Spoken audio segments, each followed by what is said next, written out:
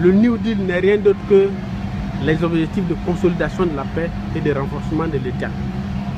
Et ces objectifs-là reposent sur 5 piliers, qui sont la légitimité politique,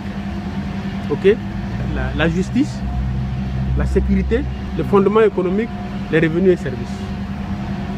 Et donc quand vous regardez, c'est un ensemble compact qui en fait s'occupe de la vie d'une nation d'une manière générale. Parce que quand vous prenez ces 5 piliers, tout s'y retrouve. Et donc c'est important pour notre pays, qui se trouve en situation de résilience, il faut le reconnaître. Et par rapport aux horizons futurs de 2020 et autres, où il y a encore des spectres de frayeur, il est important que nous sensibilisions les uns et les autres, les autorités, à adhérer officiellement au principe des objectifs de consolidation de la paix et de renforcement de l'État qui est le New Deal. L'avantage, ça va nous permettre d'abord, de prendre conscience de l'état, du degré de notre fragilité et d'agir en amont par anticipation pour régler un certain nombre de problèmes pour ne pas qu'on retombe sur la période de crise. Et c'est pour cela que, il y a l'a dit tout à l'heure, quand le président du Nigeria a été élu, sa première visite c'est où? Ça faut venir s'imprégner de notre expérience. Donc ça veut dire que quelque part, il y a quelque chose de bon qui peut déjà être un élément sur lequel on peut s'asseoir.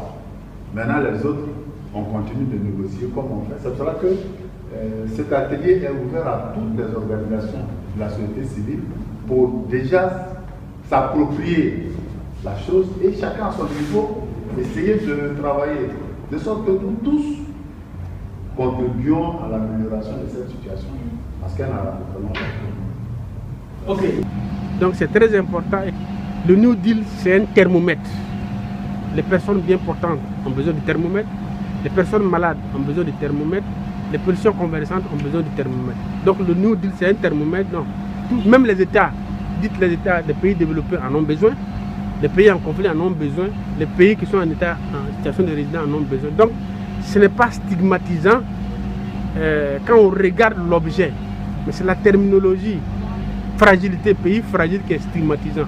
Mais il faut qu'on fasse un dépassement pour voir derrière cette terminologie quels sont les différents indicateurs, quels sont les différents leviers qui peuvent nous permettre de consolider une bonne fois pour toute la paix et de renforcer l'autorité d'État. Parce que dans un pays où la paix est précaire, où l'autorité de l'État n'est pas assurée sur le tenue du territoire, c'est un risque en permanence. Bien en prison, pour ne pas que ces personnes entravent, par exemple, ce qu'ils sont en train de faire.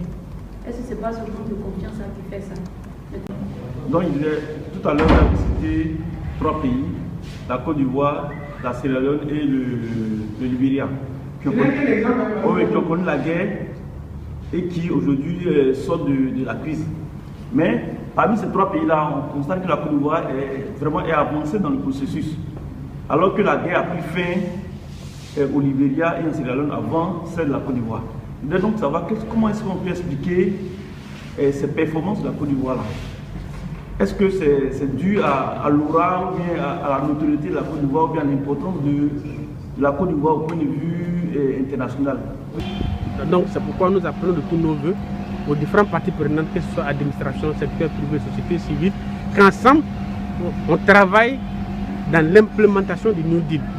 C'est vrai que la Côte d'Ivoire a un statut d'observateur, mais nous plaidons que ce statut-là devienne un statut définitif, de telle sorte qu'il soit dans la catégorie des pays qui sont en fin de cycle de la résilience et qui peuvent coacher ou bien partager leur expérience à d'autres personnes ou à d'autres pays en conflit ou en situation de résilience.